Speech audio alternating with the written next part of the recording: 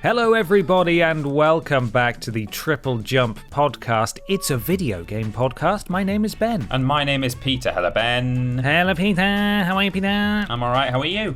Yes, I'm doing okay. There are a lot of games happening this month and I'm feeling a little overwhelmed. Right. I wanted to play It Takes Two. Yes. Right? I wanted to play Disco Elysium. Right. You've got Returnal at the end of the month. Mm-hmm. We've got very kindly been sent a code for Overcooked 2. We have. All you can eat, or Overcooked All You Can Eat. Yeah, I forgot about that. Just I don't know what to do. Yeah, I mean, You got Star Wars. I have. The other Star Wars has now officially been moved. I don't know if you knew that. The Lego Star Wars that's been after shunted, our discussion, which is okay. But yeah, I've got the the Republic Commandos. Yeah, I'm not personally. Returnal seems a bit much for me. Yeah, I don't know if I'm interested in that either. I'm going to wait to see how that goes down first. Not even from a horror point of view, but it just looks a bit slightly like wanky Giga. What's his name? The man who did Alien, not Giga, the other one. The man who did Alien, yeah. Cameron. Yeah, and who did Blade? Oh God, now you're asking. I mean Blade Runner, not Blade. Oh, Blade Runner, yeah. Ridley Scott. Ridley Scott. Yeah, Ridley Scott. It looks it's just a bit. Okay. Good luck with your abstract concept arts and stuff. I hope you have fun, but it's not for me. Oh man, just you wait until you hear what I've been playing this week. Okay. It sounds like it'll be right up your alley. Mm-hmm. Yeah, I know we're sort of turning this into a brief discussion about Returnal. I do like Housemarque, the developers, a lot. Right. I loved Super Stardust back in the day on the PlayStation 3, and I also was a big fan of Resogun when that came out as a launch PS Plus game for PS4. But I don't know how I feel about this one. They're leaning into the story aspect, which is interesting, but it's the first big PS5 exclusive since Demon's Souls, so there's a lot riding on it, and it's £70. So yeah, man, I don't know. We'll see what the reviews are like and stuff. Yeah. Anyway, there's a lot going on. Basically, it's also WrestleMania this week, which Yes. Peter is just beside himself with excitement about. I'm exhausted. I've already at time of release, I've been up all night, every night, watching the WrestleManias For 4 nights. Yeah. Can't stop this guy. He loves it. But either way, we are here to talk about some games. Hey, good on us for, in the intro of our video game podcast, actually talking about video games for once. Doesn't that make you feel a bit sick? It does a little bit, yeah. I'd rather talk about... We normally talk about the weather or something like that. Or yeah, well, I did lockdown. snow and sun this week, didn't it? It did, yeah. There you go. I feel much better now. We did it. Thank you so much, everybody, for tuning in. We are actually sponsored, I don't know if you knew that, by a very real sponsor. Each and every week, they help us keep the lights on. In fact, it is solely the contributions of the sponsors to this podcast that props up our entire company. Yeah. That's it. We don't make any money from the adverts on YouTube. We don't make any money from their Twitch subs and the donations through live streams. It's purely podcast all of sponsors. The money that you guys put in on, your donations and your Patreon and all that kind of stuff, we immediately squander it on the horses, and we just keep betting and betting until it's all gone. One of these days, yeah, we're gonna get it. We've obviously got Philly Ray Walrus. We have. He's our racehorse. Yeah. No, just for legal reasons, we have to clarify that, of course, your money does go directly into the company. It does, and it is prop spent us up responsibly on wages and other things we need to keep operating. But for the sake of this bit, we are solely sponsored and brought to you by the sponsor of this podcast. Are you ready to hear this week's sponsor? So ready. Introducing E4, the sequel to E3. Oh, wow. Yeah. Isn't that owned by Channel 4? No. E4? No. E3 have bought the ESA, the Entertainment Software Association? Question mark? Is that what it stands for? Something like that. They have bought E4 from Channel 4. Right. And they deleted the channel. They dragged it all into the recycle bin. And they were like, no, we just want the name and the website. Yeah. And now E3 is E4. Hey, we're back, says E4. Bigger and better than ever. Do you remember when we leaked journalists' information and some companies stopped wanting to come? Yeah, now we're going to do it even better than that. we're back. And those two big companies still aren't here, but we are. And please stop doing your micro announcements and tiny streams throughout the year. We want you all to come and do it in June/July again. You remember the good old days when we leaked journalists' information? You know, the good old days. Come along to the Electronic Entertainment Expo. Experience. They have actually changed it from Expo to Experience, I believe. That is real. Okay, well now it's the Electronic Entertainment Experience Expo. Yes, thank you. There we go. E4, it's coming this year. Get excited. Who knows what's going down? Microsoft's there. Hey, you remember Microsoft? Yeah. They used to come and then they stopped coming and started operating out of a theater around the same sort of time, just like EA did with their thing. They're not actually at E3, but they'll be here during the same time. So Microsoft are there. They might bring The Rock. They might bring The Rock and Bill Gates. Yeah. You want to see Bill Gates? No, I mean, he wants to put a chip in me, doesn't he? I think. He's already put a chip in you. Yeah, he has. In all of us. So, E4, you excited? So excited. I hope it's real. I know it is. Yeah, it's real. Wait, no, it's not. Sorry. No. Unfortunately, you get boring old E3. Oh, God. I like E45. It's good for your skin. That is a good cream, isn't it? It is. Can we rank every cream? It's one of the best creams, really. Yeah. Yeah. Sun cream number 2. E45. Give me that oily sheen, my dude. Yeah. Keep me hydrated, my man. Sudocreme is up there because it should be pronounced Sudocreme, but it's like, no, I don't want an A in me. Get rid of that A. It's like they read one Sudoku booklet. Read it. That's what you do with Sudoku. Yeah, you read them. You read it, and they were like, that's how I want to be pronounced. Sudocrem. It's also a cure. Now, here we go. Now we're getting on to the nonsense. Excellent. It's also just sort of like a miracle cream, isn't it? Because I feel like it's stuffed full with vitamins and minerals. And if you've got like any kind of dry patch, or ailment going on, just slap a bit of Sudocreme. You can put it on any skin thing. Like if you've got a wound, you can just rub it right in. Don't do that. Sudocreme. Don't rub Honestly, it though, if you do have a cut and stuff, it's like a, what's it called? Savlon. Savlon? No, I'm still talking. No, you're thinking of Savaloy. That's Savaloys. different. No, you go to the chip shop for that. It's like a disinfectant as well, isn't it? So if you're feeling a bit unwell because you've got a massive gash on your arm, then you just put a bit of Sudocreme on it.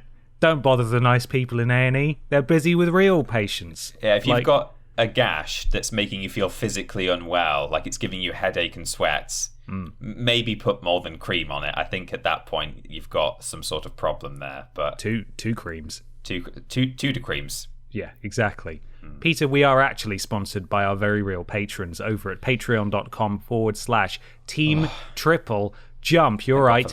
Yeah. Where for as little as $1 per month, you could submit questions to this podcast. You can. And there are other tiers available where you can access other things like Worst Games Ever early, and you can join our exclusive Patreon Discord call that we do every month, and you can talk to us. There's all sorts of stuff. Yeah, that's very true. We need to, before we get on to the questions that have been submitted by those patrons, we need to do our own question, which is, where are we walking this week? Big pot of Sudocreme. Just some cream. Yeah. Yummy cream. Yeah, spread that on your bagel. It's just like cream cheese. Disinfects my tum-tum. Can we Creme get the cheese. Can we get the Sudocreme inside the body? Can we? Yeah, have we thought about putting light inside the bloodstream somehow? Maybe should look into that. Maybe perhaps that bleach.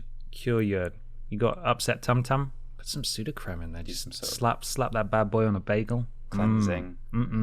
Yeah. Forget about it. Thank you, Donald. Right, question one time.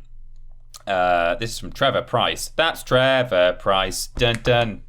Hi, Botter and Beater. If you had to play only one developer's game forever, or games, sorry, who would it be? For me, it would be Bethesda. Despite the recent shortcomings, they have many different properties, and I think it could be a good time sink to replay them all. Cheers, lads, or not lads. Thank you, Trevor. Thank you, Trevor. It's a good question. I like that. I misread it.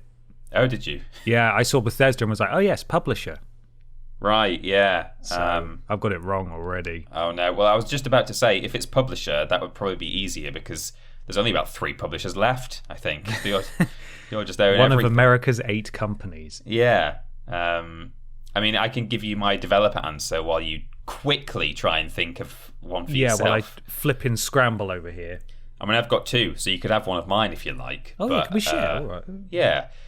So part of me thought possibly Naughty Dog, purely because of the quality of their games. I think they've made some of the best games of recent times in terms of, there have been other games in the past 5 to 10 years that have been very, very high quality, but the developers in question might have only made 1 or 2 excellent games. Whereas I think Naughty Dog, pretty consistently, I think the Uncharted games and the Last of Us have been fairly impeccable. And the only thing is, I wonder how much replay value there is in those games. So I was unsure about whether that was my final answer. So I do have another one. But if you go all the way back as well, if we're talking about stuff that they no longer have the rights to, but they did develop it at the time, there's the Crash Bandicoot games. I never want to be without those. Yes. And although I didn't like Jak and Daxter #1, I've not played any of the others. So if I could only play Naughty Dog games for the rest of time,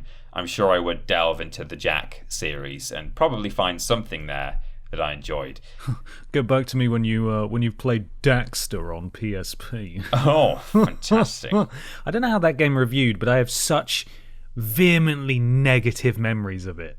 I hate Daxter. He's why I hated Jak and Daxter. Partly why I hated Jak and Daxter so much. You don't like that wisecracking stoat. I'd love a game that's just called Daxter. It sounds perfect. Yeah. So the alternative, in a kind of similar vein, was Insomniac, because of course I love my Spyrops, and I would also never want to be without those. I've played the first Ratchet and Clank game. I've not played the semi-recent remake. There's of course a new game coming out soon, and there are of course various other games in that series, and again I'm sure I'd find something in there that I enjoyed. Thought the first one was fine. Resistance, I hear good things about. You like Resistance, don't you? I do. That's sadly a game that is being rendered more and more irrelevant by Sony's unwillingness to bring it back. Yeah. Some people as well have good things to say about Sunset Overdrive. I've never played it. I probably never will, but if I could only play Insomniac games forever, then I would have a go at that. And of course, the Spider-Man games. The probably ongoing series. We've had 1.5 of them already. And I'm sure there's more to come. So Insomniac seems like a half-decent shout. I do see the argument for Bethesda because those games have so many hours to get out of them, whereas both of the answers I've given they create linear games almost exclusively. But it's sometimes about quality, not just about whether there's loads of time to get out of it. Yeah. So what do you think? Well, I think Trevor has also perhaps misinterpreted his own question because he talks about Bethesda having many different properties, but talks about Bethesda, the developer, presumably Bethesda Softworks. Softworks, yeah. Whereas Bethesda, the publisher, that changes the question slightly because, of course, Bethesda, the publisher, has all sorts. You got your Wolfensteins, you got your the other ones. Whereas Bethesda Softworks, you've got your Fallout and your Elder Scrolls. Which, of course, is, again, an excellent shout. There's a lot of game there. And part of me, if I was going to go... I tell you what, when I realised I'd messed up this question, my mind immediately went to Insomniac. Their lineage, the variety of games that they've made. Yeah. The amount of them, and the regularity with which they're being released as well. Because Naughty Dog is they make phenomenal games, and they do have a long history of games, but they've made 2 games since, or 3 games since 2013, since Uncharted 3. And a bit less varied as well. Yeah, you got your third-person action games, and they're excellent, obviously. Yeah, of course, yeah. If in this nightmare scenario where I can only play one developer's games, it is a bit horrible, forever, isn't it? Yeah, I'm thinking about longevity and regularity of releases, because again with Bethesda you're not getting games very often. No. And I don't want to play Skyrim for a decade, Peter. I can't. You don't want to play Skyrim at all. I don't. So Yeah, I'm tempted to say Insomniac as well. If I was going to develop it, if I was going to take Trevor's approach to his own question, it was a toss-up for me between, weirdly, Activision, because they release a lot of games all the time. They're of reasonable quality, and you get a Call of Duty game every year.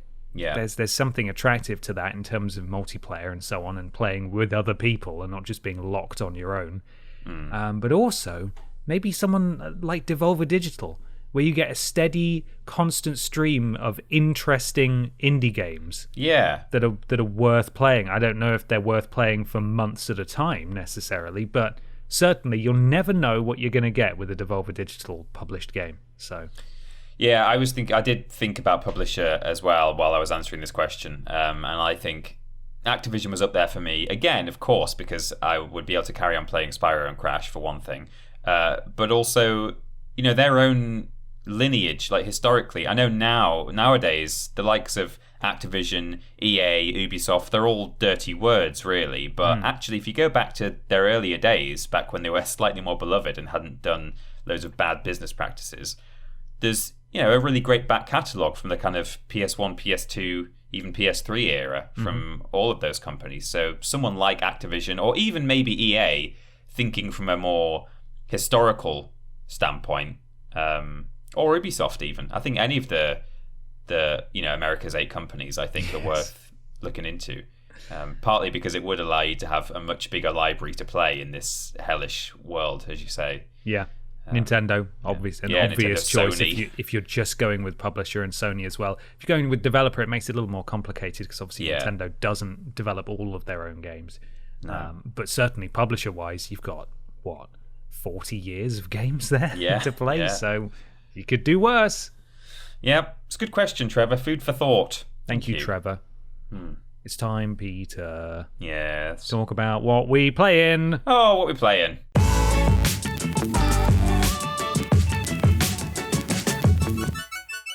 What we play in time, Peter. What are you playing?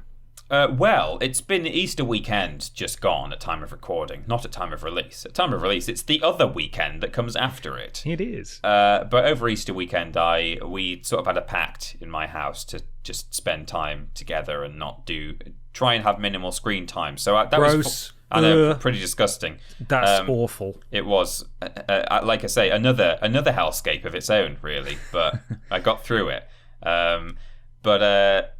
So that was 4 days of where I didn't actually play anything. Fortunately, just after that came the release, as already mentioned in this podcast, of Star Wars Republic Commando, a game which was originally an Xbox and possibly also PC exclusive, but certainly in the console world, it was an Xbox exclusive.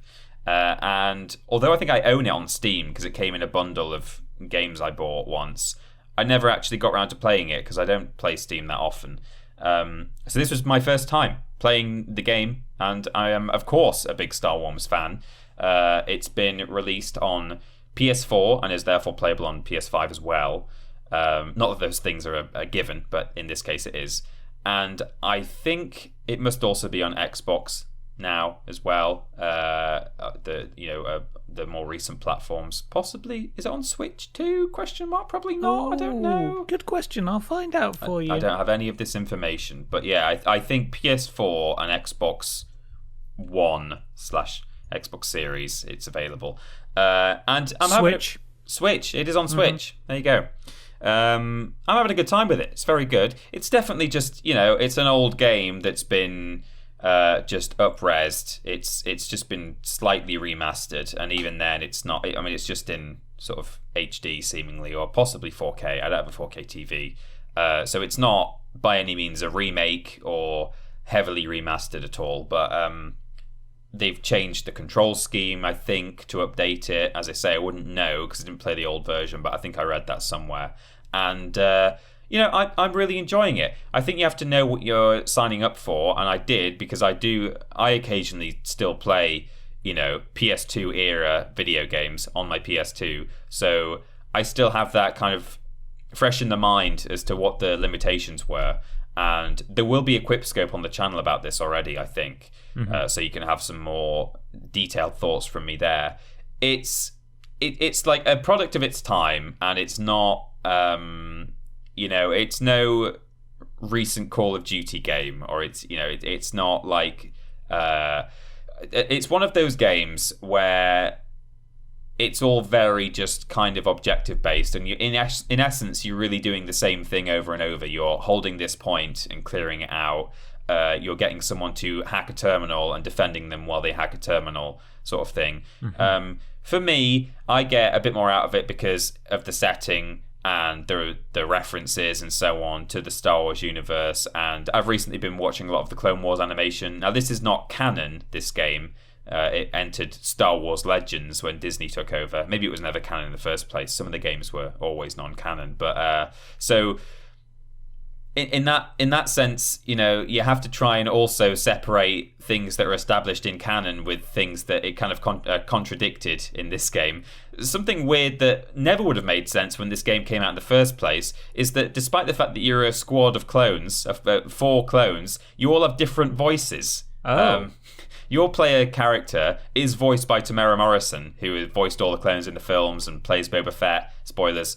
Well, he played the little boy, didn't he, in episode 2? Yeah, he was young back then, sort of 12 years ago. It's been a long time. Yeah, and he played his dad. They digitally aged him. So he's an incredibly versatile actor. Yeah, he is. So they brought him in to voice your player character, but the other clones aren't voiced by him. Your squad all have very different voices. One of them, they're all sort of heavily weighted to different kind of specialisms. So one of them is this like guy who loves killing, and he just kind of talks like this all the time. And it's like, whoa, hang on. Sounds like he loves killing. Yeah, where's your Kiwi accent gone?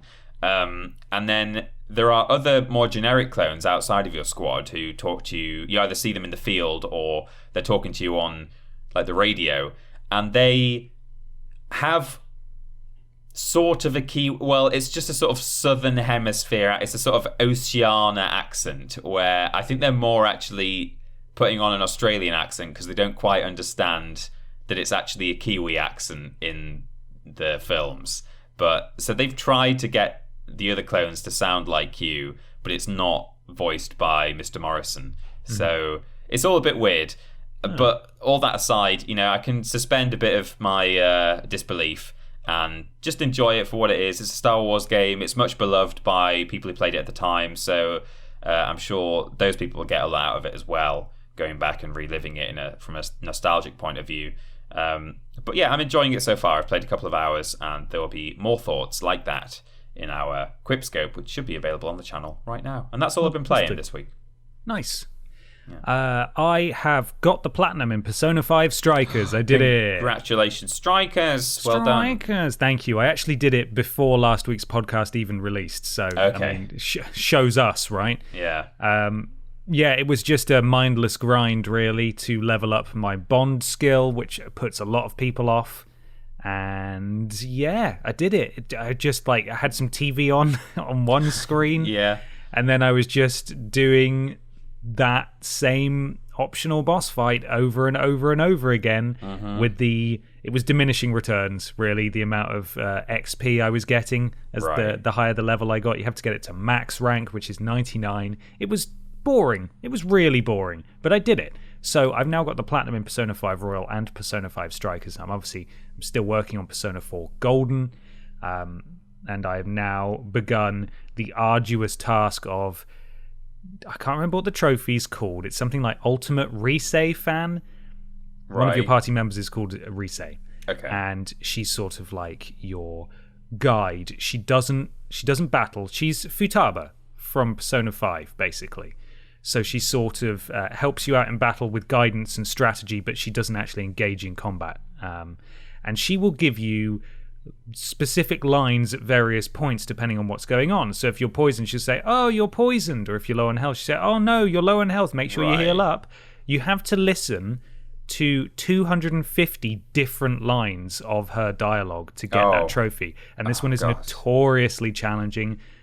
Through painstaking research, there are a couple of different compilations of lines that she says that people have put together, because it's a terrible trophy. How would you even know which ones you've done? You don't. Yeah. You honestly don't. You just sort of have to blindly work through the list and hope you get it. There are various ways that you can force her to say stuff. Yeah, of course. Like if you examine, say if you get low on health and she doesn't say the line that you want, you can examine an enemy to look at its weaknesses and stuff and back out. And if you do it every 3 times you do that in a row, which doesn't cost a turn in the turn-based combat, she will say a line, and you can basically force her to say lines based on the context of what's happening. But you still need to find the enemies that will poison you while not being too strong to not kill them immediately. So it's a bit of a hassle. We'll see if this is the roadblock to me getting the platinum, but I'm really close now. So this is what I need, and I'm confident that I can do it. But yeah, that's where I am in there. Played a bit of Warzone. That's a lot of dying happening in that game still, but it can be fun. ? The main thing that I've been playing this week though is Kentucky Route Zero. Right. Now, I love my occasional artistic, wanky, somewhat pretentious indie games. And this somewhat pretentious, wanky indie game is critically acclaimed. Okay. It won a BAFTA this year, actually, and it was released episodically over the course of 7 years. So the first episode came out in 2013. Wow. And the final episode came out in early 2020, with a complete version coming to PS4 shortly after, and it was on sale earlier this year, and I picked it up because I heard murmurings that it was really good, and I've played it, and it's been occupying all of my thoughts for the past week. Is this that one it's almost a bit kind of papery? It's like, yes, yeah, it's like a line art. Yeah. So the art style is super intriguing, and it varies quite a lot. It's very minimally presented. It's basically, I was thinking about how to talk about this game, and I honestly have been struggling to put my thoughts together coherently, because there's a lot to it. It's essentially a text adventure. So there's practically no voice acting whatsoever. You've got to do a lot of reading, and a lot of the gameplay is based on dialogue options and choices, but they don't really change the outcome of the gameplay too much. So, for example, if you're at a petrol station near the start of the game, and he says, "Oh, you need a map to such and such. Go to my computer inside. You can use that." And you'll go to it, and it requires a password, and you've got to guess the password. But whatever you guess ends up being the correct answer. So you sort of weave your own path through this game, and it introduces more and more characters. It gets more and more weird. The general conceit is that you work for an antique shop, and you're a delivery driver, and you're taking this delivery to a mysterious location that nobody really has heard of. You need to take this fictitious highway in Kentucky called Route Zero. Right. But every time they talk about the zero in the text, it's like all fuzzy and weird, just the word zero. So it starts off super ominous, and you're like, what on earth is going on here? And then you start meeting up with people, and you start trying to find the zero, and it gets like super weird and esoteric. And I found it strangely fulfilling and unfulfilling at the same time, in that it raises a lot of fascinating questions, because I really thought after the first chapter it was like, this is going to be another Oxenfree, which I love, and it sets up loads of really intriguing mysteries, and they pay off in really fascinating ways. Whereas here, the outcome to these mysteries was, psych, this world is just really weird, and that's the answer. It's not like, it's based in reality, but it's not at the same time.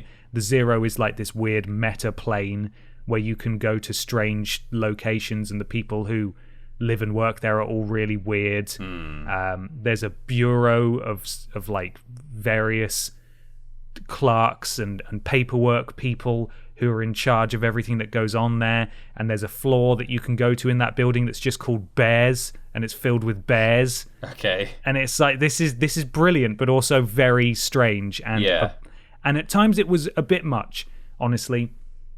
It's clearly written by an incredibly clever person who is putting their master's degree in writing and philosophy to good use. Yeah. But at times it was a bit overwhelming. There's a lot of characters. It's a bit strange to control at times.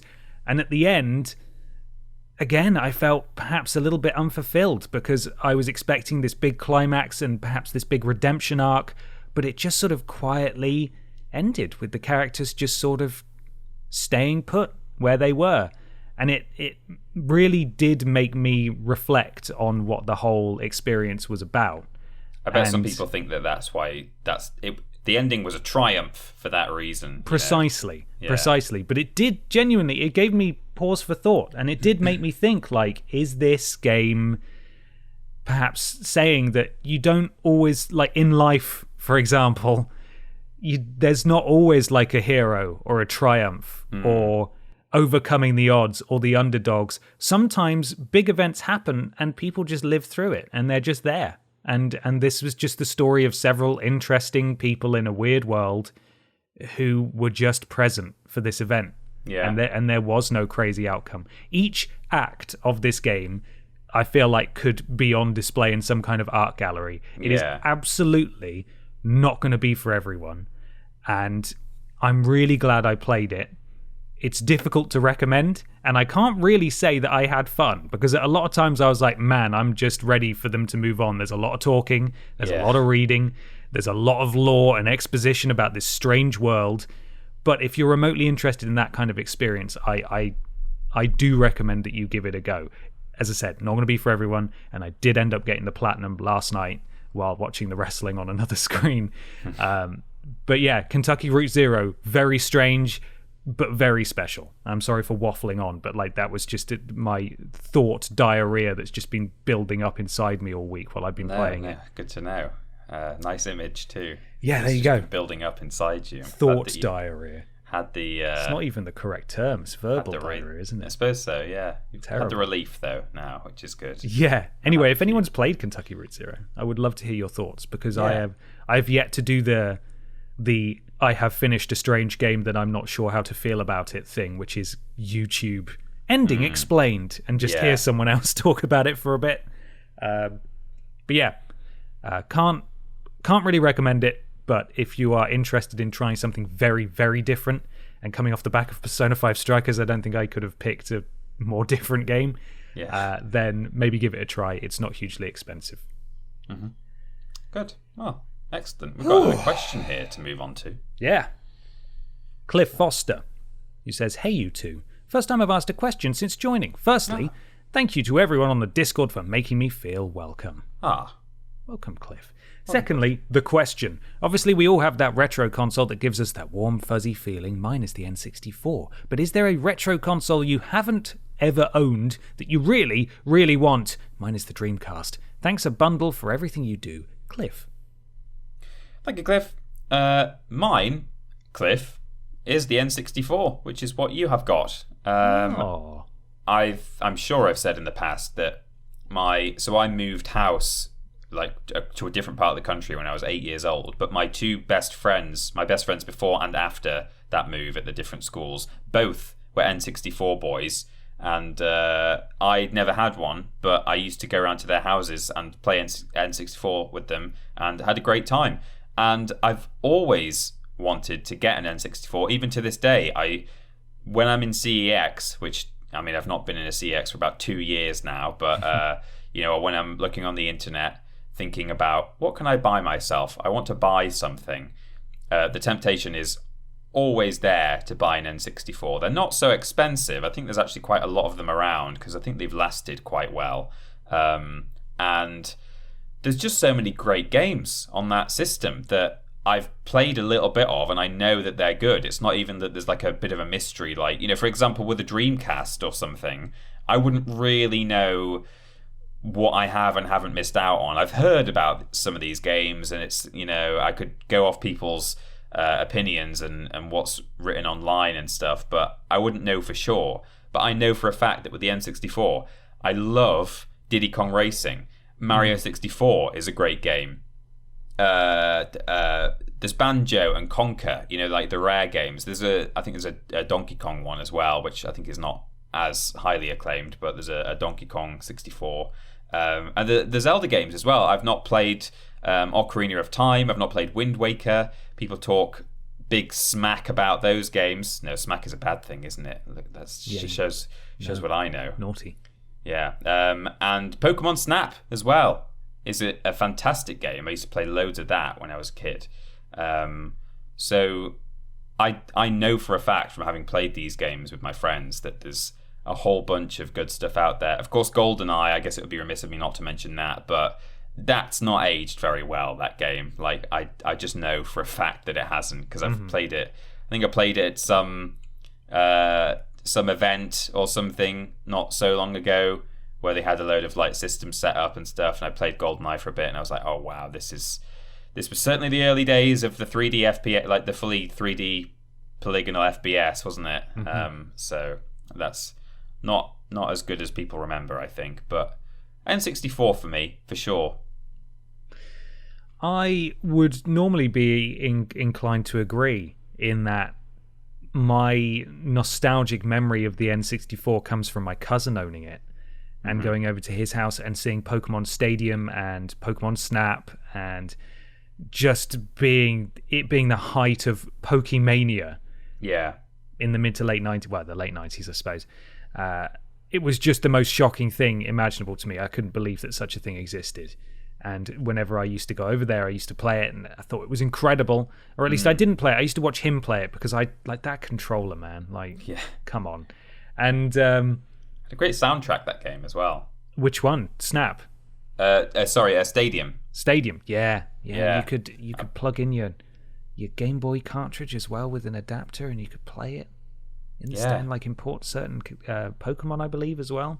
Yeah, I think you could. Yeah. Incredible. And my dream actually came true a couple of years ago when my cousin dug it out of storage and gave it to me. Ooh. The special Pikachu N64. Yeah. So I feel very, very privileged to have that. I set it up and used it once, weirdly, appropriately perhaps, at my grandparents' house with their old TV. But I've been unable to get it to work on a TV here, because I've got no inputs on the back other than HDMI. And I know you can buy certain adapters and converters, but I couldn't. I don't know. I haven't really looked into it. I did actually hear that you could use the GameCube sort of audio-visual cables from that, and it would work because they use SCART, whereas the N64 cable I have uses, like, the aerial input where you have to tune the TV to it. Yeah. But that didn't work for me either. So I don't know what's going on there. But either way, I do have that now. So I suppose the one that I would choose is the Mega Drive, which is another one that my cousin had. And I have very fond memories of watching him play that. So I believe that Mega Drive is probably a bit more affordable than an N64. But the Sega Mega Drive is certainly one that I grew up watching jealously. I wish I had one. Yeah. Or Genesis. Or Genesis, yeah. Well, we're American about this. There we go. Well, we can dream, and we can spend our hard-earned wages on these things if we wish. And yes. Maybe one day I will. I always make a point, and I guess we're starting to reach the age now where I will no longer be able to make a point of this. But I always used to make a point when I bought a new TV that it had to also have at least one AV input so that I could play retro consoles on it.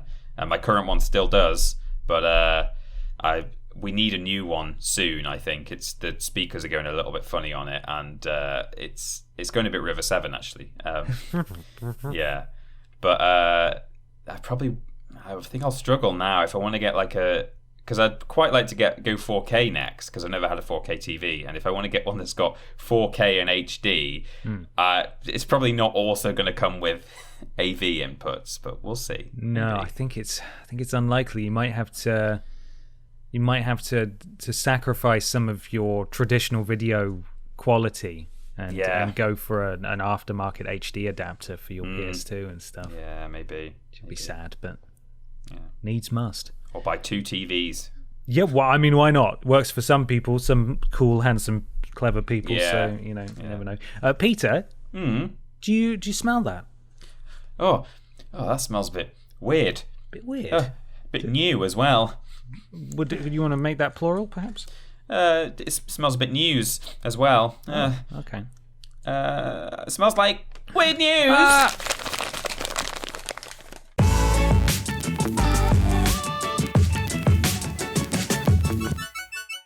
It's weird news time. Peter, what's your strange video game news this week? We go straight to our unofficial weird news correspondent, Luke Plunkett from Kotaku. Hey. I don't like to keep going to Kotaku, but he's just so good at his weird news, is Luke. He does find it. He does find the news.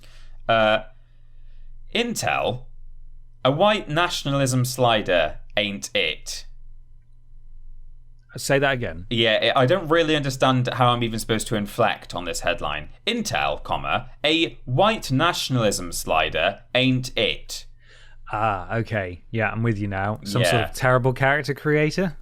Well, oh no, not it. Well, sort of, but instead of character creator, it's an experience creator. The real headline here should be Intel discusses potentially adding a white nationalism slider to its products or something. So here we go. Okay. Intel gave a presentation at GDC a few weeks back, but I'm guessing nobody actually watched it because it took until this week for anyone to notice this absolutely absurd pitch from the company, which wants to use AI to monitor and censor hate speech in your online voice chat, which, you know, that in and of itself sounds like a good thing.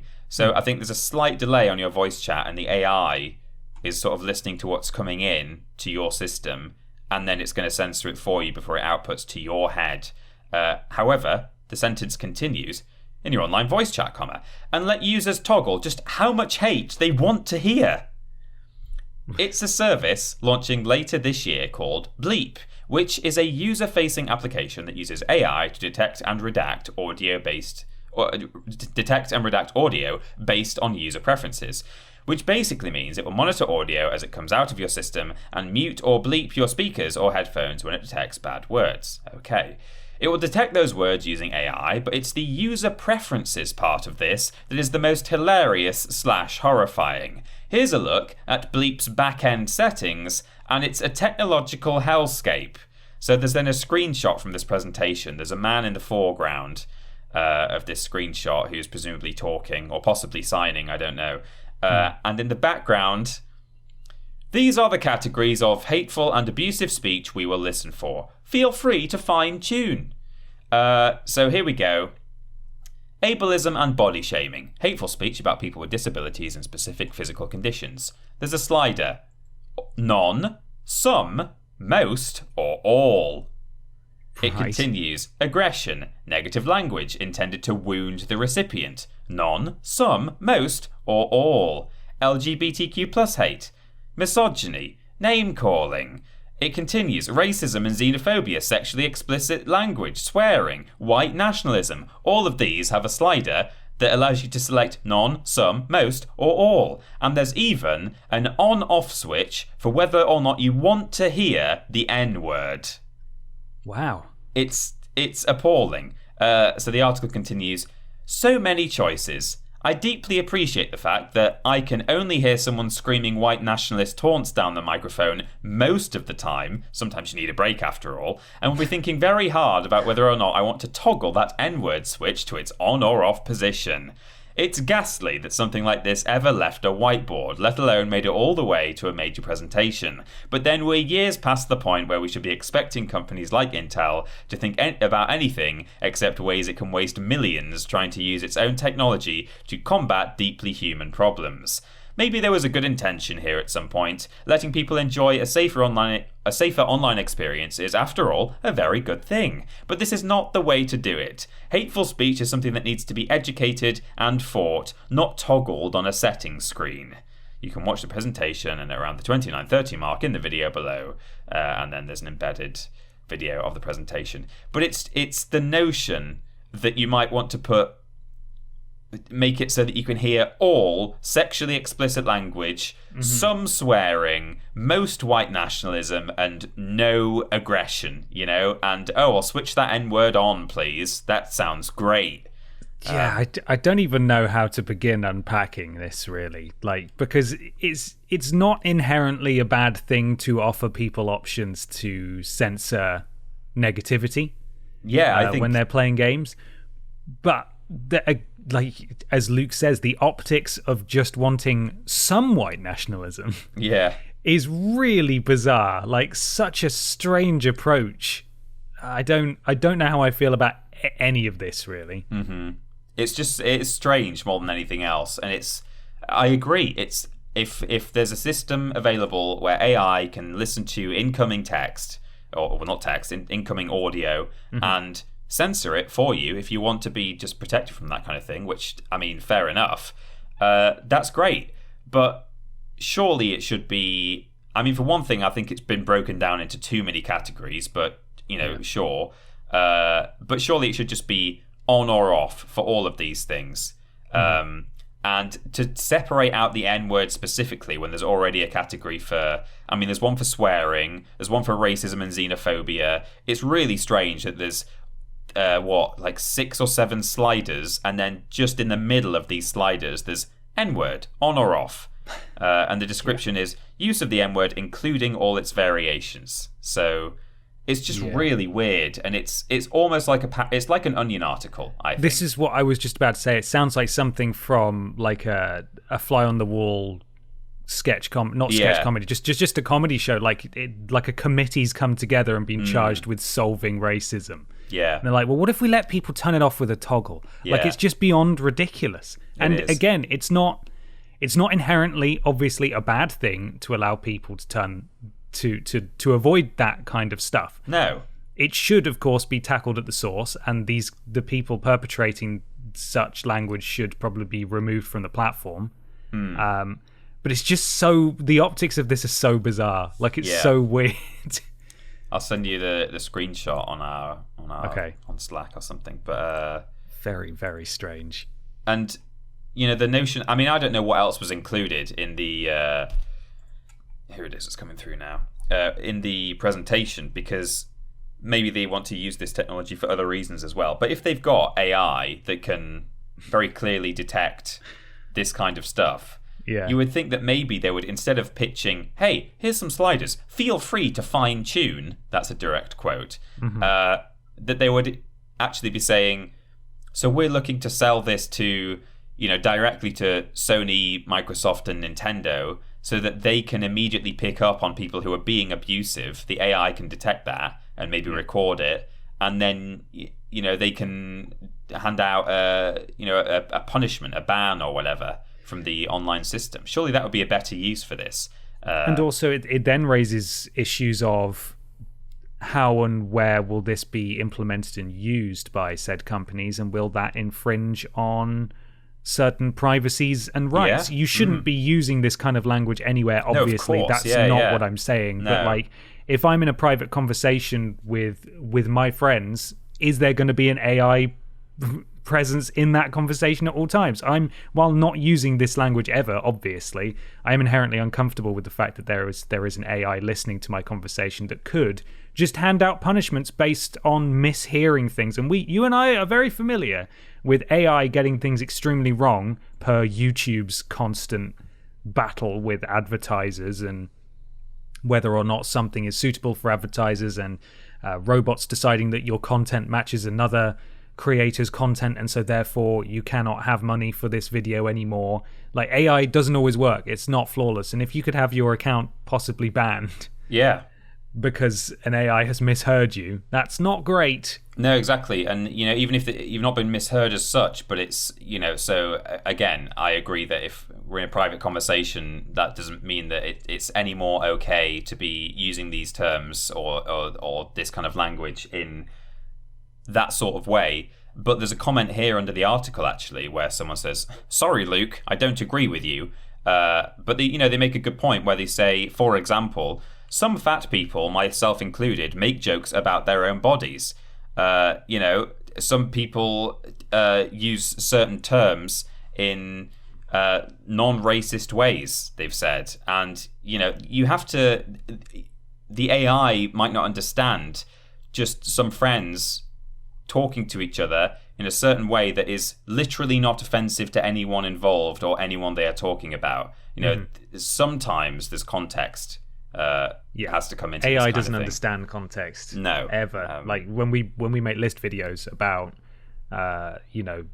games that were banned for various reasons, and the whole point of it is that we're covering the reasons why they were banned, and yet a YouTube AI will censor our video because we're talking about games that have been censored, and those topics are grounds for being censored. It's so backwards. Like, there is no context to an AI. It doesn't understand. You could even be chatting to your friends at the end of the day, playing some games together and just having a chat. How was your day? Oh, well, I was walking down the street today and someone shouted this at me and it was awful. And then immediately you've used a certain term or some language or something over chat, and the AI will jump on that immediately. It's like when I was at school, we had a system where if a certain word was detected either in a document you were typing or a web page that you'd pulled up, it would immediately send a screenshot to the administrators at the school. Wow. And I was writing an English essay once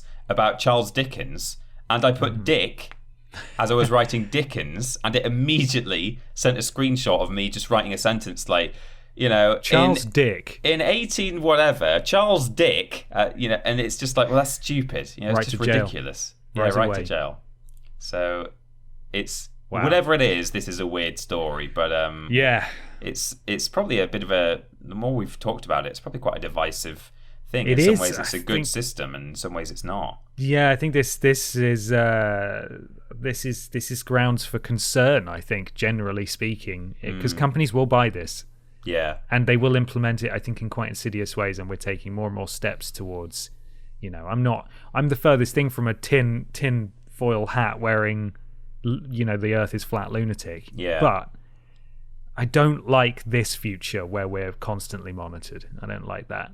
And this is, with deep fakes and so on, this is just another step towards that. Companies will use this technology, and I am worried about how they will use it. Not because I think I'm going to be caught out being awful, but because I just don't think it's right. But, if we use their platforms, we have to agree to it. So, absolutely. Bring back the Ouya, that's what I say. Yeah. I'm ready for the Ouya too. Tuya. Perfect. Well, have you got some weird news there for me, Ben? I do. This is from PC Gamer and Natalie Clayton. Thank you, Natalie. Which is that Clayton, there's a good, well, I don't know if it's good, but there's a fish and chip shop on Clayton Street. Is there? It's called Clayton something. Anyway, thanks, Natalie, for the chips. A full 4K remaster of Timesplitters 2 was hidden inside Homefront: The Revolution. Oh, I saw a tweet about this. Yeah. Yeah. But I don't know the details. But the code to access it was lost in a Discord squabble. Homefront: The Revolution's hidden Timesplitters 2 remake apparently included far more than the 2 levels we already knew about. Okay, firstly, it wasn't a remake, it was just a remaster and uprise. Yeah. So just in case you didn't know, there's an arcade unit you can use in Homefront: The Revolution that has 2 or 3 story levels from Timesplitters 2, but like in HD, essentially. Unfortunately, it seems the keys to access the full game were lost years ago in a Discord ban. The revelation came courtesy of former Crytek developer Matt Phillips, responding to ex-Vlambeer designer J.W. Nijman's call for developers to share Easter eggs they'd hidden in games. Blah, blah, blah. But as Eurogamer spotted, Phillips replied with the suggestion that much more of Homefront's Timesplitters throwback was intended to be playable, in native 4K no less. Oof.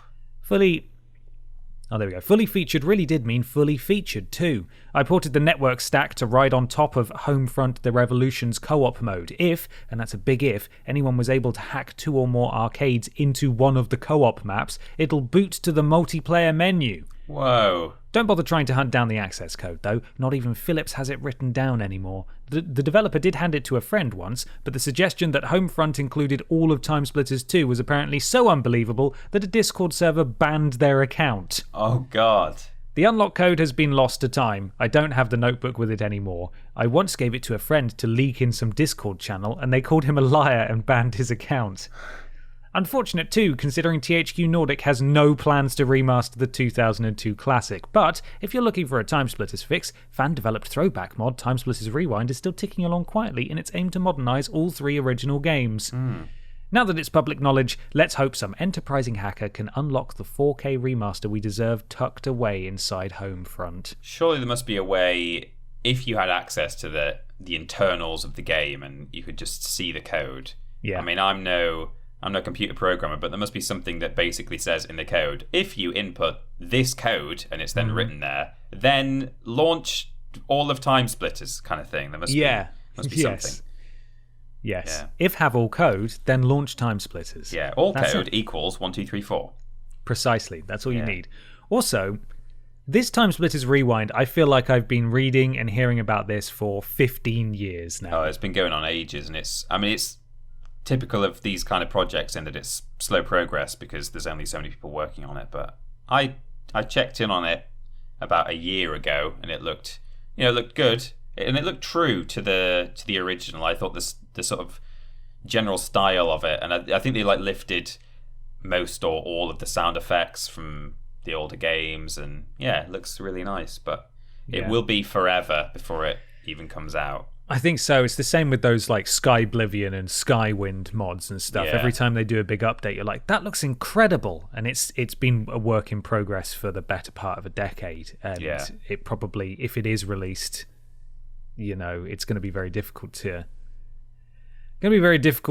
well, I suppose not play it. Not going to be difficult to play it if you've got it on PC. But still, it's just, you hear about these fan projects and they give you hope that it'll show the IP owner that there is interest in that within the fan base, and maybe they'll do it. And I'm not saying these fan projects are pointless, because they're definitely not. But in the case of Timesplitters Rewind, why won't THQ Nordic just remaster it? I don't know. Why would they remake Destroy All Humans and SpongeBob? I just don't understand. I really don't.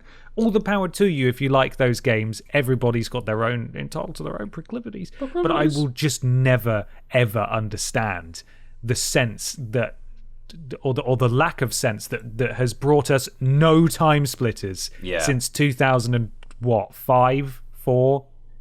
Yeah, insane. I just don't get it.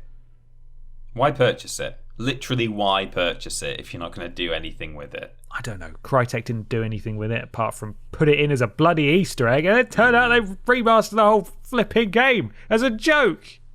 And no one can use it anymore. Oh, I wonder who banned that person from Discord. They got fired for that blunder. Yeah. Dreadful. Yeah. Okay, let's move on, Peter. Let's.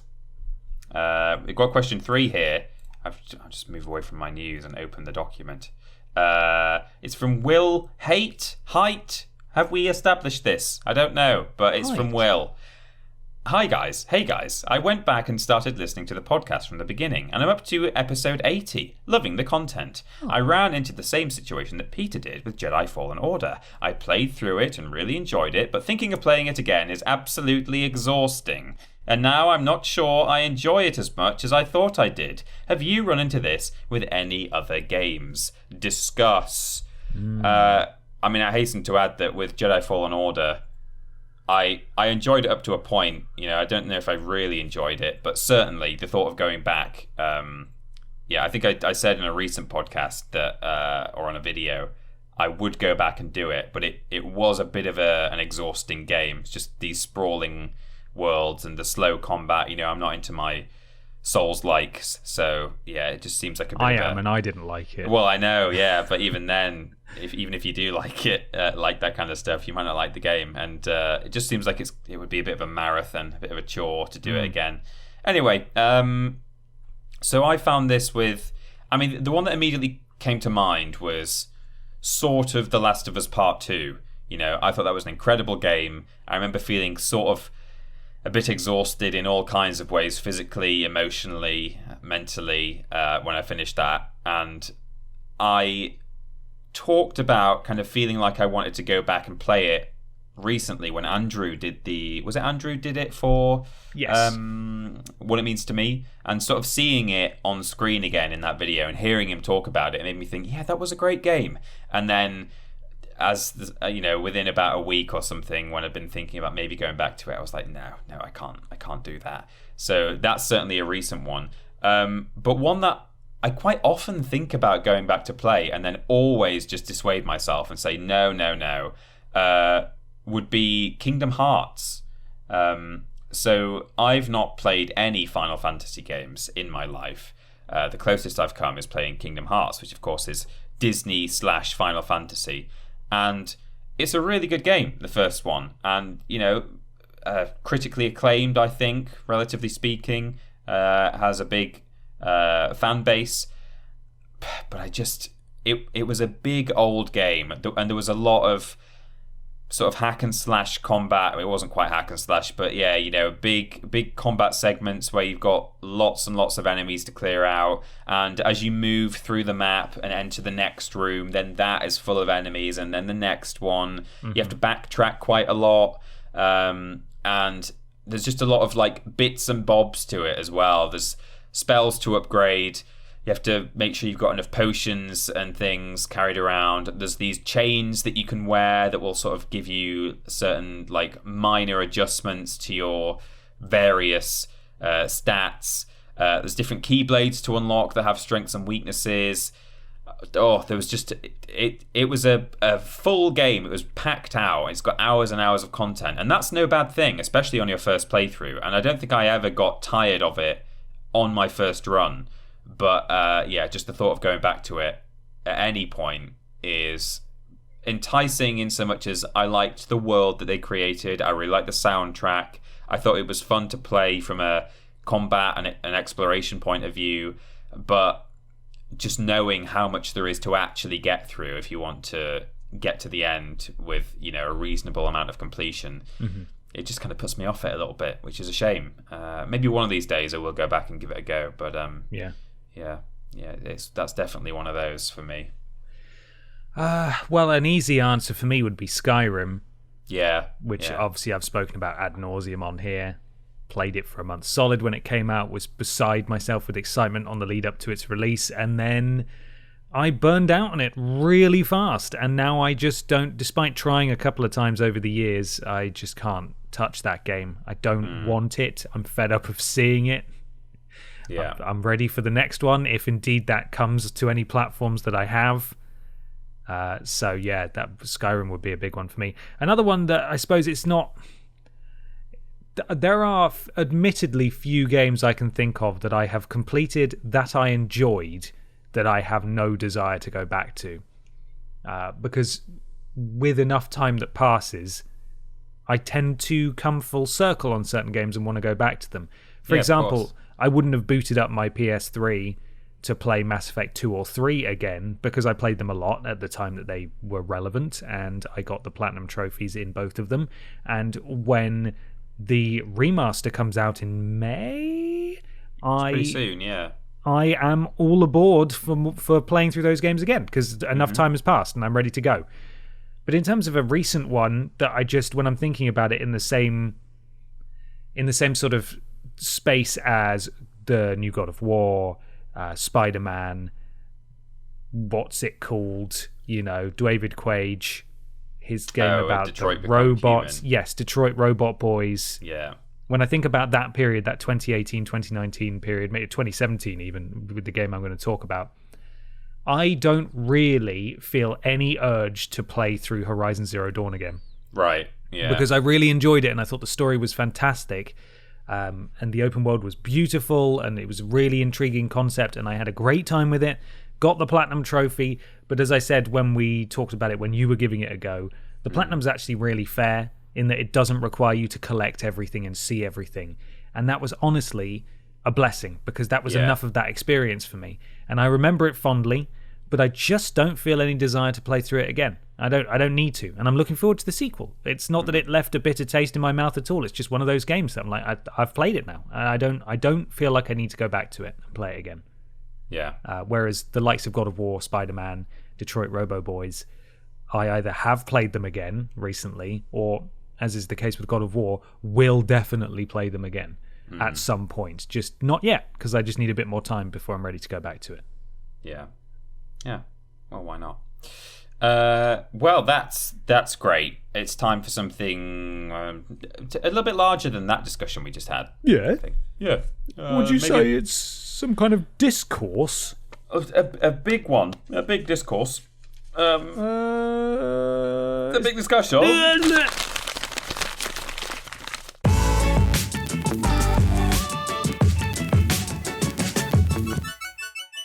Big discussion time. It's time for the big discussion. This big discussion comes from Jumper Kimmons, who says, "Hello, Bean Otter and Peeper Texas. Hey. I'm a new fan and patron, and just finished catching up on all the podcasts. We're so sorry, but thank you for your support. Your show is the best gaming program on the internet, full stop." Whoa, steady on now. Come on, you can't start off with a lie. Before my question, I want to show appreciation for your love of the Timesplitters series. It's a franchise few people talk about, yet was a massive part of my childhood. Countless hours was spent playing 4-player split screen. My question is, have you ever regretted returning to a game that, in your mind's eye, was a huge and influential part of your childhood? I understand nostalgia can cause a not-so-good game to be remembered fondly. Einhander, is that right? Am I pronouncing that right?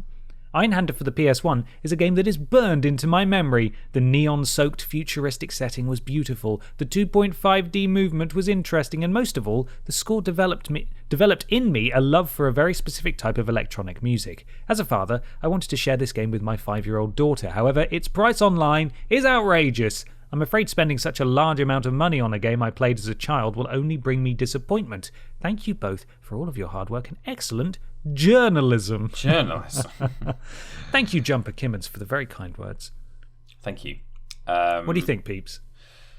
Man, I don't know. I kind of struggled with this one. So before we recorded, we kind of said that maybe we could also think about perhaps our silliest nostalgic purchase that we've made. Kind of, we went out and bought something and maybe we're like, oh, okay, well that was silly, wasn't it? Yeah, only barely worth it, really.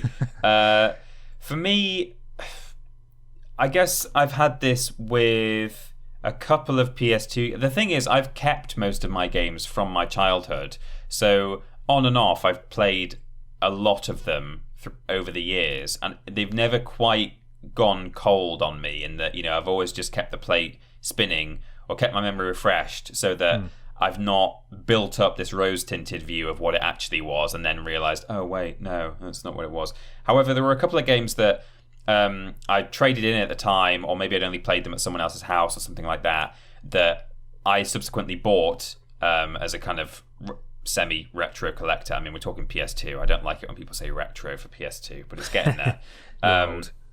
So there was a vehicular combat game that I think I might have mentioned on like one previous podcast. So it was like Twisted Metal, but it was called Motor Mayhem, which is it's not a great title. It was quite nicely stylized. It was this futuristic vehicular combat game. Drive around and put guns on your cars and shoot each other, and there were all these different characters and stuff, and a bit of interesting lore and an unlockable character too. I played it recently and I remember really liking it as a kid, and I thought it was just sort of passable when I played it again recently. The sound design is fairly awful. It's all really kind of bit crushed and kind of horrible sounding, muffled, and that's not just my old TV. But I guess part of that comes down to the fact that actually, thinking about it, I played a lot of that game with my sister in multiplayer mode, and since then I've only just played single player, and I'm up against some okay AI. It was just a bit alright, and I remembered it as being one of my kind of almost a hidden gem, I guess. I remembered it as being this hidden gem that more people should have played this, and now I see why they didn't.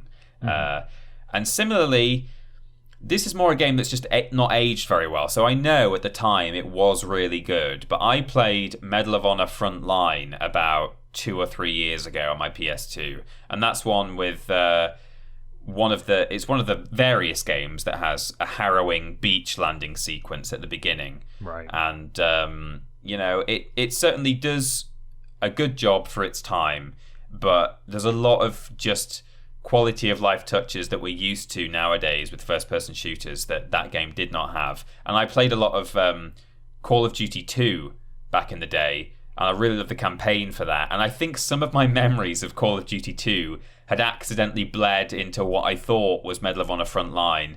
Right. And so I was expecting this. Was that a 360 game, I think? 360 era, probably PS3 as well. Call of Duty, I mean. Call of Duty 2? Yeah, I think so. Not on PS3. The first one was 3, but probably I think 360. Yeah, it was. It might have been a launch game for 360. Let me just COD 2, quickly Google this. I remember it being that kind of quality. Yeah, I think it was an early 360 game, and it looked really good. It played really well. Like graphically, I think it almost sort of stands up today. It's a bit kind of looks stylized now, and I think back then it didn't. But it was a great game. But that's sort of. I had some memory bleed, I think, into Medal of Honor, and I was disappointed when I launched it. However, that kind of answers the original question. But in terms of a silly purchase that I made, because they were very cheap, so they weren't really a silly purchase in the end because they didn't cost me anything. But when I was at an event somewhere, there was a big stall of like old games, like they had some old Sega games and Game Boy games, PS1 games, and I bought a copy of Medieval for PS1, and it cost me something like £22. It was one of the more expensive PS1 games they had there, and when I got it home, it wasn't working. No! The disc was broken, and I could hardly take it back to the shop, could I? So gutted. That was less of a stupid purchase because it wasn't my fault it was broken. I checked the disc when I was there and it looked fine, but it just didn't run at all. So that was sort of the most costly nostalgic purchase that I made.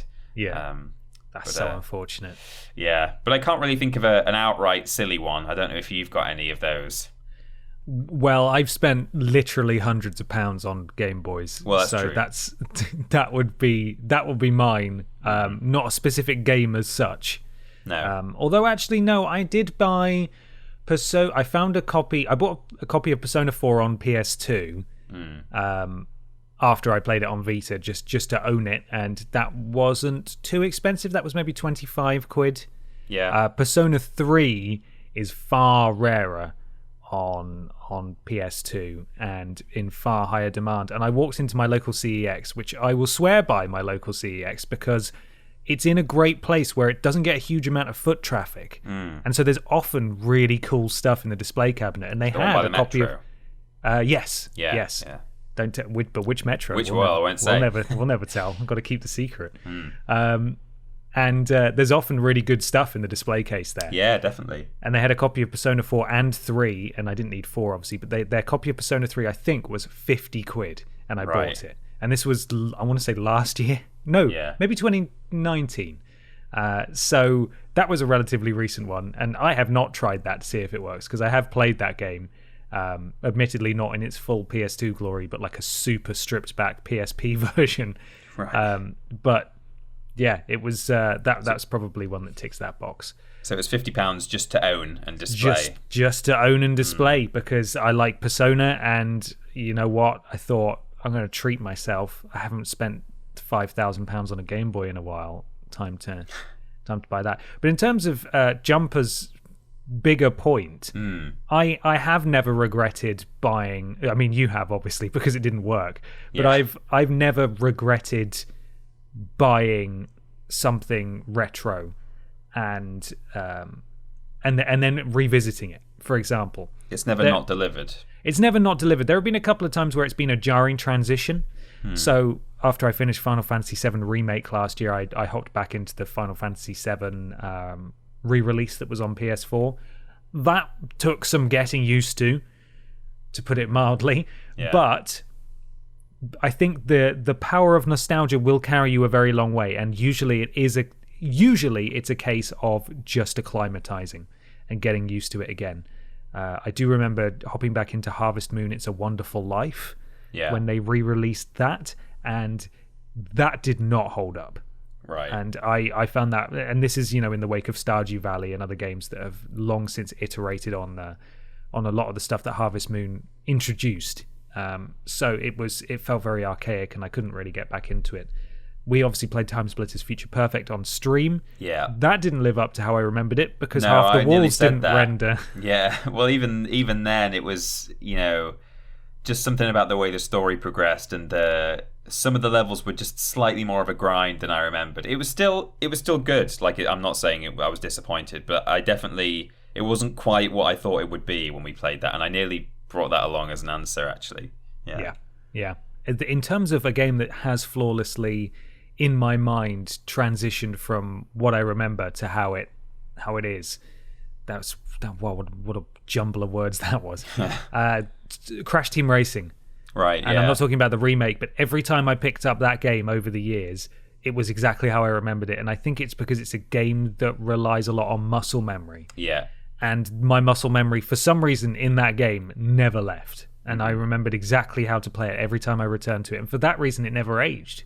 Like, it always looked exactly how I remembered it looking, and it still does, even after the remake. So I suppose what I'm saying to Jumper is that they should absolutely buy this game, this Einhander. It is expensive, yes. If you can afford it, and if you can budget for it, obviously, I don't want to assume your financial situation, but there is something to be said for owning and preserving things that you are passionate about. Yeah. And if you're worried about it not holding up, then there's a very good chance, based on our anecdotal experience, that you just sort of need to. It might be a little jarring from the beginning, because it's not going to look like, a PS4, PS5 game, Xbox Series X game, whatever. You just need to stick with it.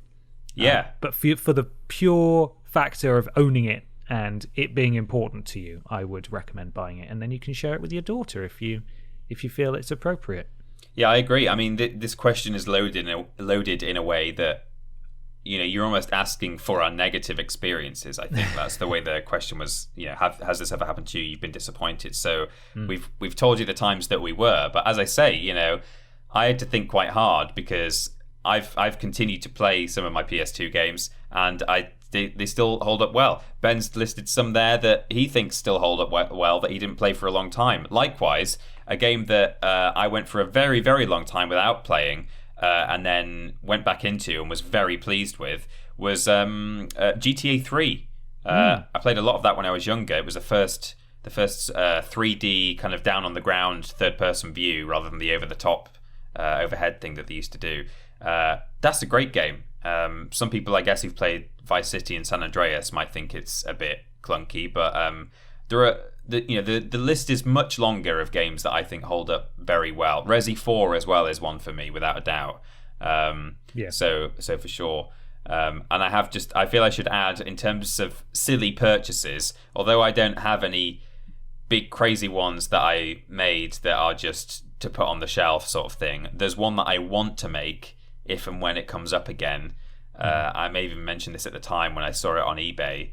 I would like to buy the press kit for Spyro the Dragon, which the original one. Yeah, the original one. They occasionally come up. They come with like this cardboard box thing. It's like a treasure chest, I think. They obviously have the disc in them, and then they have a special booklet that has like bits of lore that I don't think were ever officially released to the public. So they're out there now on the internet, but I kind of want to own the booklet. So I think it goes for at least like 150 to 200 quid.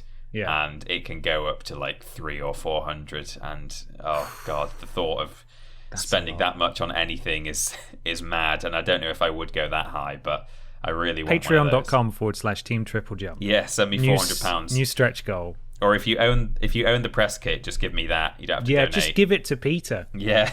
Give it to him.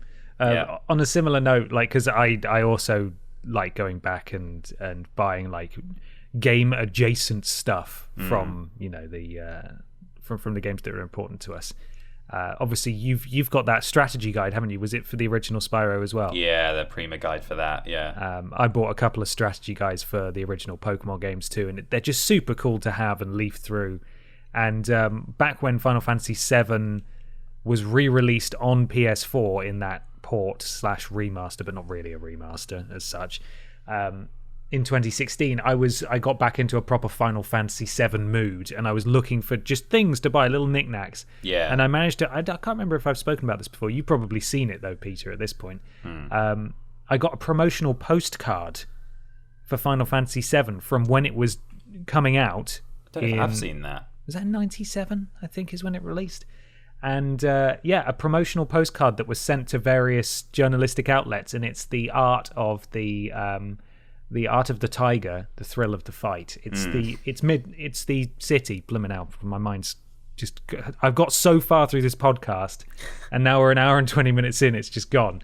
Basically, it's an overview of the city with all the Mako reactors. You know, that iconic shot. Yeah. At the bottom, there's like a black bar that's got the PlayStation logo, the game logo, and the Squaresoft logo as well. Right. And on the back, it just says some random guff like Final Fantasy VII releasing this year or something. Dear Ben. Yeah, dear Ben. Dear Ben, in 20 years, this is for you. I just thought it was super cool, and I've got it in a frame now. And it's such like a strange little relic. But the point is, you should buy the things that are important to you if you're in a position to do so, because that's what being an adult is all about.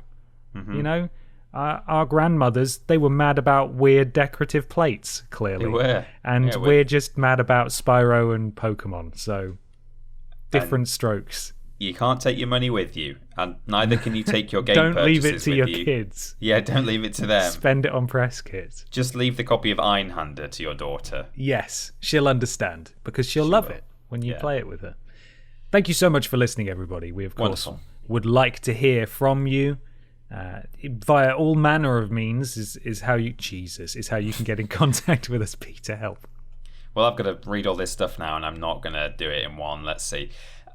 We are available at youtube.com and twitch.tv/Team TripleJump. It's where we stream and put out videos, of course. If you have Amazon Prime, one of the benefits you get with that, it's all just bundled in for one price, is a free Twitch sub. Or a Twitch sub.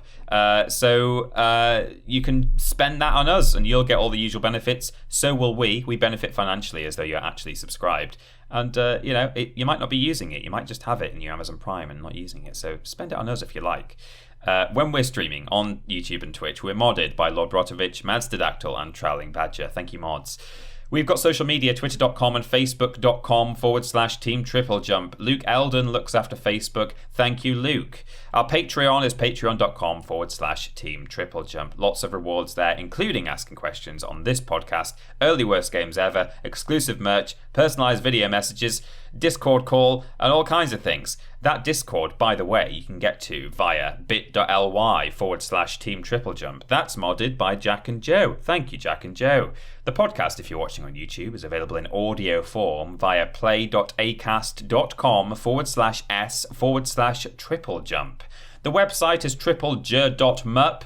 That's triplejU.mp. If you go to triplej.mup/VODs, that will redirect you to our YouTube channel of the VODs, where all of our VODs get uploaded. And Pat does weekly highlight videos for us as well. Thank you, Pat. But don't go to the old store anymore. I don't think it even... Well, I don't know if it works. It might do. But don't go there. Don't even try. Go to triplejumpshop.com. That's where the new... It's not that new anymore. That's where the most recent merch is. But there will be new merch in years to come.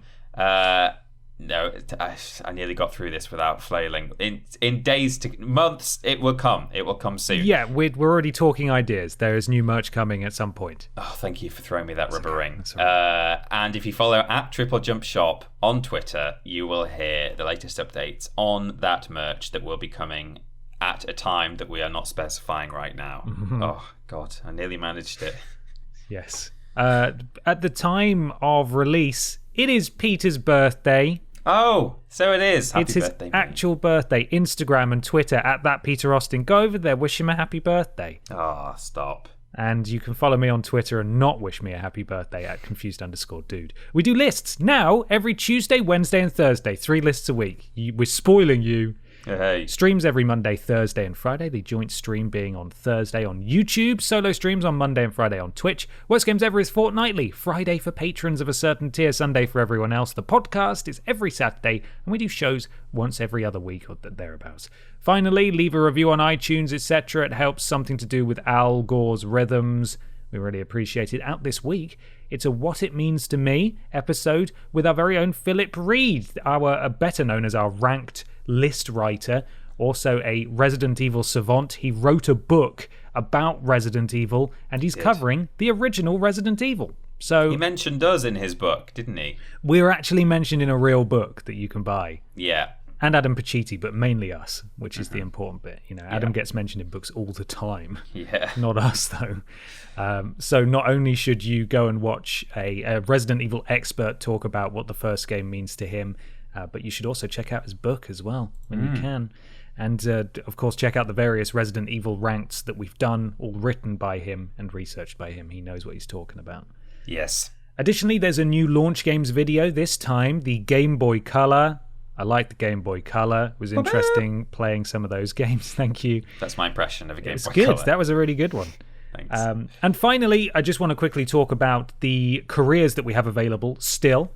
We are currently hiring a full-time video editor and a full-time presenter. I know on the job listing it says, we endeavour to get back to all applicants within 2 weeks. It's been over 2 weeks since we opened applications. We're in no hurry to close the applications, so if you're still thinking of applying, please do. We're casting a wide net. We want to hear from as many people as possible. And if you have applied, we are starting to go through applications. We're not going to get back to people, I don't think, until we have found the right person. So if you've already applied and you haven't heard anything, don't worry that your application wasn't good enough because you haven't heard anything. It's just a case of us waiting for as many people to apply as possible before we make a decision. Yeah, I think the application process is taking some people...